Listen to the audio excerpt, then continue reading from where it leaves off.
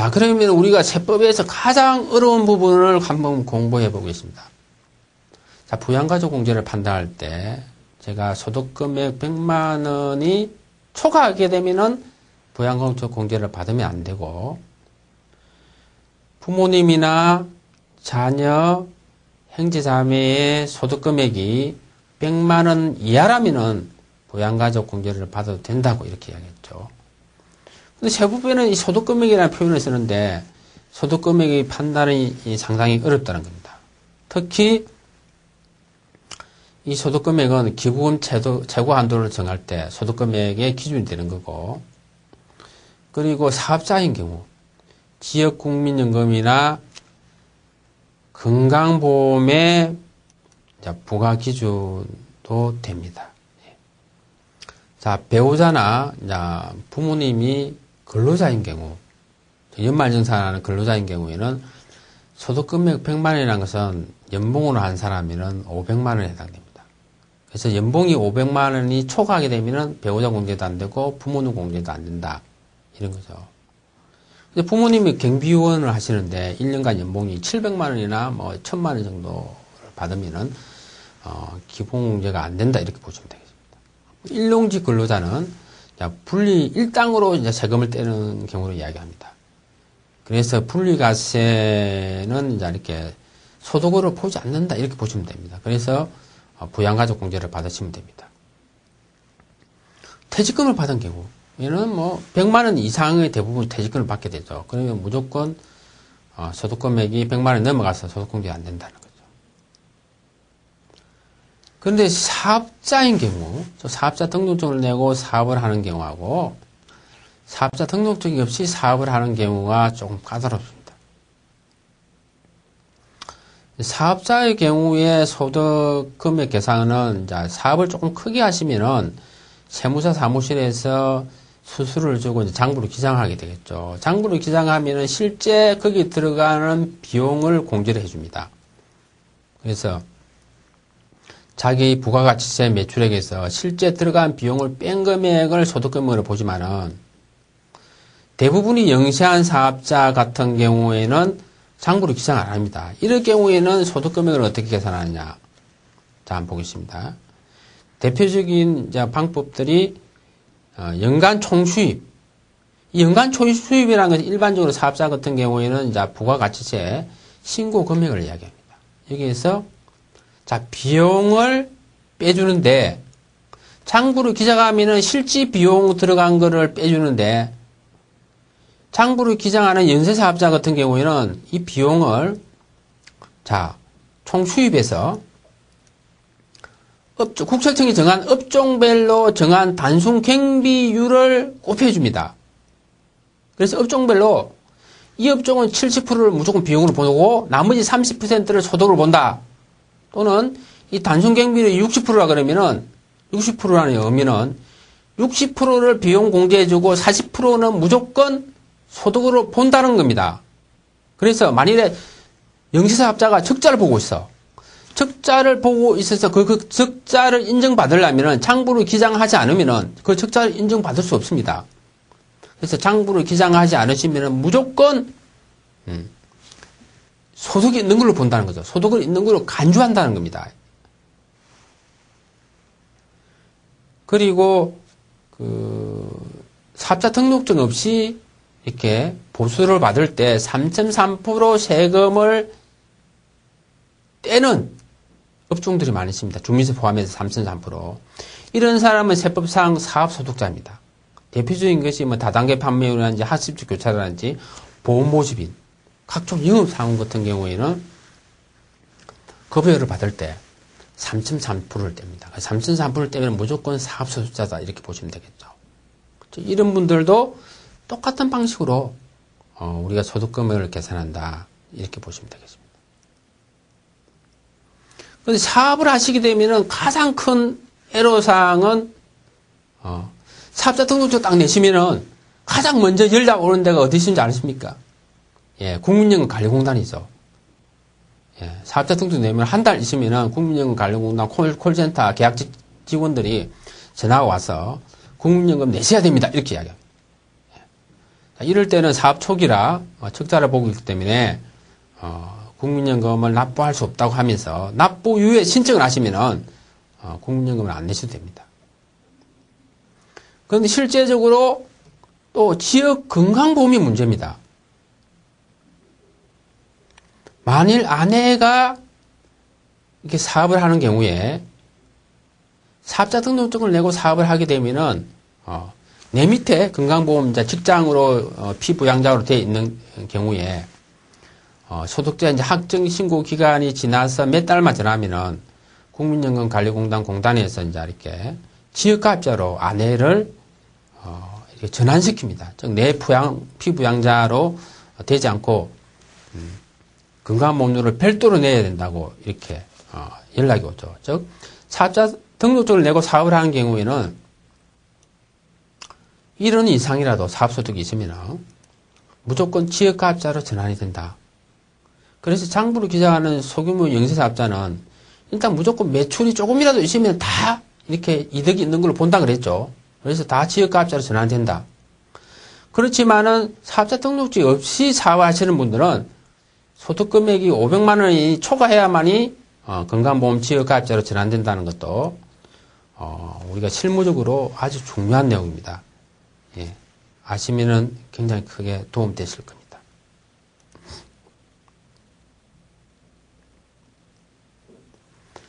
그리고 사업자 등록증을 내고 사업을 하는 경우에 소득금액을 어떻게 계산하냐. 2009년도 이전의 기업에서 계속 사업자를 하는 경우에는 작년 소득에 대해서 올해 5월달에 소득자 확정 신고를 해야만이 사업자는 소득금액이 확정됩니다. 그렇지만 연말정산은 사실상 1월달에 서류를 제출하지 않습니까? 실제적으로 정확한 2010년도 소득금액을 알 수 없습니다. 그렇지만 세법에는 일단 추정해서 공제를 신청하라 이렇게 되어 있죠. 그래서 2009년도 전년도 소득금액을 소득금액 증명을 통해서 세무서에서 확인해서 일단 소득금액을 추정해서 그 소득금액이 100만 원이 넘어가면은 배우자 공제를 받으면 안 된다 그런 이야기죠. 그리고 올해 2010년도에 신규로 사업한 경우에는 그럼 소득금액 100만 원이 해당되는지 안 되는지를 어떻게 판단하느냐 이렇게 질문하시는 분들이 많습니다. 즉 이런 경우에는 여기서 예를 들면은 올해 아내가 영어 교수를 8월에 개업했는데 배우자 공제가 가능한가요? 질문했죠. 근데 실질적으로 영어 면세 사업자가 이제 영어 교수소입니다. 그래서 단순경 비율이 72%입니다. 이 단순경 비율은 국세청에서 홈페이지 들어가면은 다 확인할 수 있습니다. 단순경 비율이 72%라는 것은 72%를 비용으로 인정해주고 나머지를 소득으로 본다는 이야기입니다. 그래서 만일에 5월달에 소득세 확정신고 수익금액을 320만 원을 신고한다고 가정하면은 이 320만 원의 72%를 비용 인정해 준다는 거죠. 이걸 빼면 소득금액이 67만 원이 나옵니다.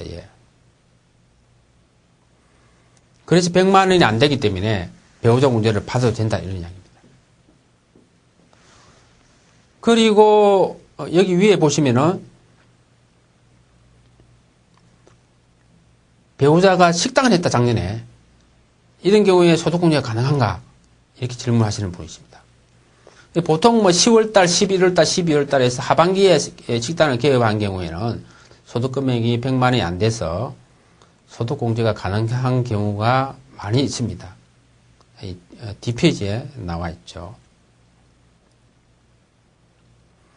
이 표는 대표적인 우리가 업종별로 소득금액 100만 원에 해당하는 수입을 역산해서 표시해 두고 있죠. 그래서 조금 전에 이야기한 대로 배우자가 식당을 한다 하면은 작년 총 부가가치세 신고 금액이 950만 원이 안 되면은 소득금액 100만 원이 안 되기 때문에 배우자 공제를 받아도 된다 이런 이야기입니다.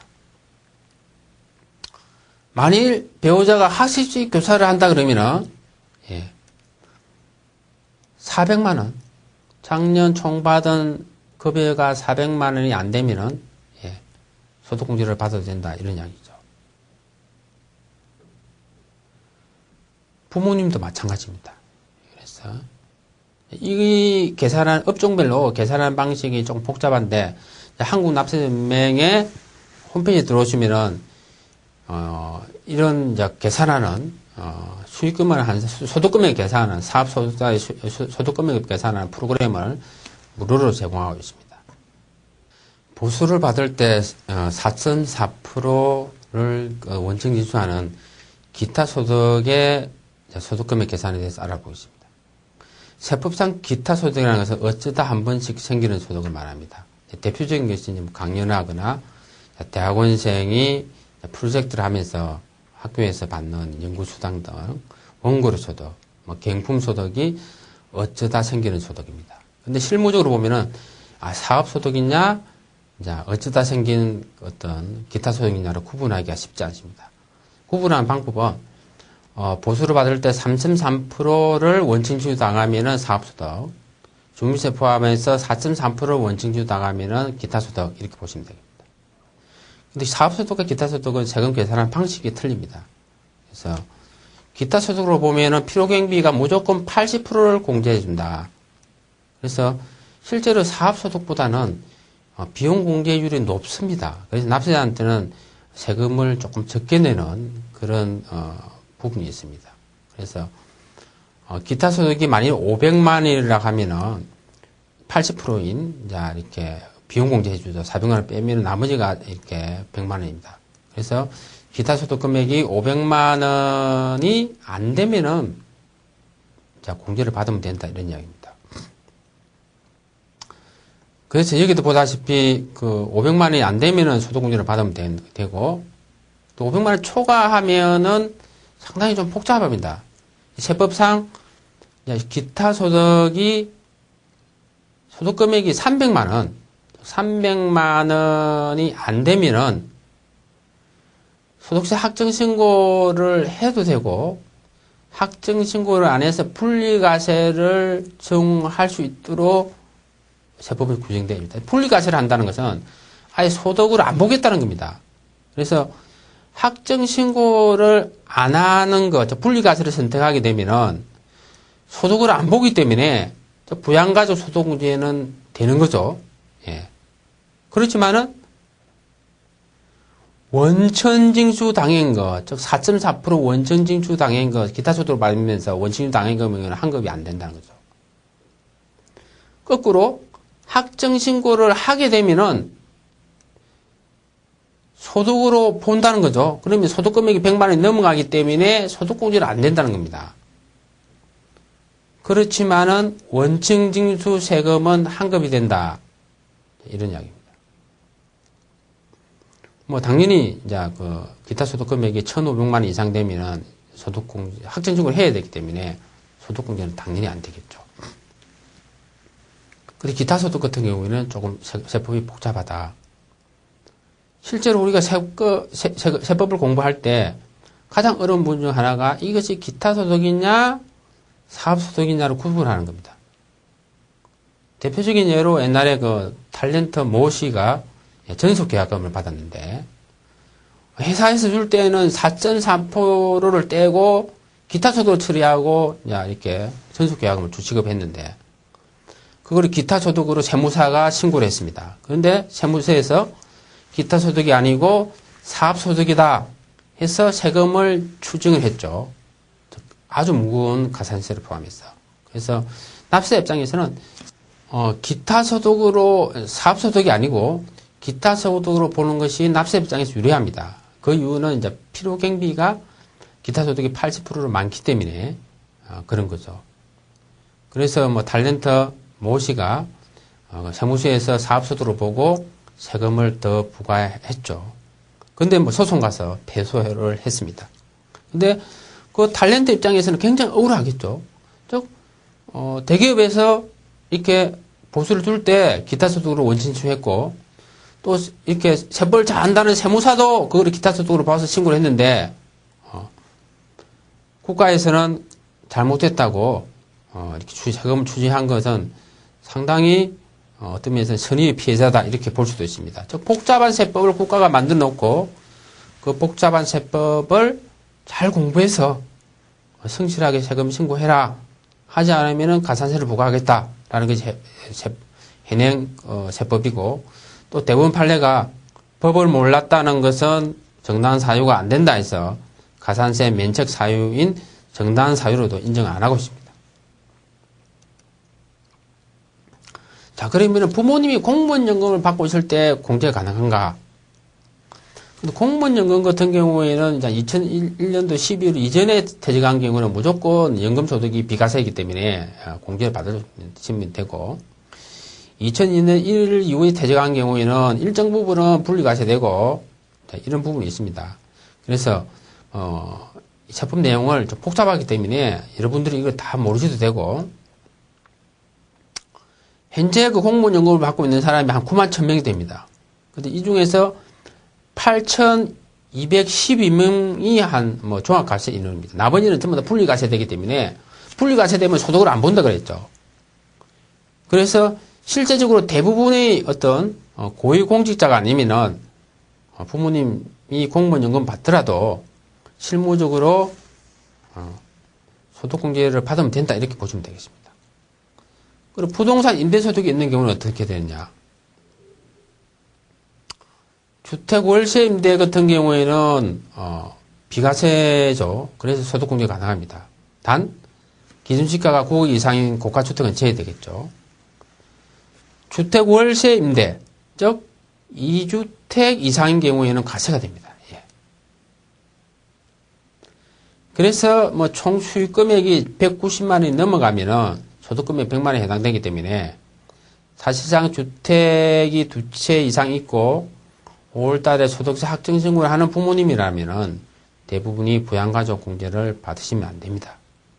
그렇지만 주택 전세 임대는 주택을 전세로 입사한 경우는 이제 이렇게 비과세이기 때문에 소득공제 가능하고, 상가 임대 같은 경우에는 월세나 전세 모두 과세가 되기 때문에 상가 임대 소득이 158만 원이 넘어가면은 소득금액이 100만 원 이상이 되기 때문에 소득공제를 받으면 안 됩니다. 그래서 상가 임대 소득이 있다 그러면 대부분이 소득공제를 받으면 안 됩니다. 이자나 배당소득은 이제 그러니까 연간 4천만 원까지 분리과세 소득이기 때문에 대부분이 배우자가 은행에 예금해서 예금이자가 조금 있다 이런 경우는 소득공제를 받으시면 됩니다. 부동산 양도소득이 있는 경우에는 대부분이 소득공제가 안 된다고 보시면 되고, 시골에서 농사를 짓고 있는 농업소득이 있다 그러면은 농업소득은 대부분이 소득으로 보지 않기 때문에 소득공제가 가능하다고 보시면 됩니다.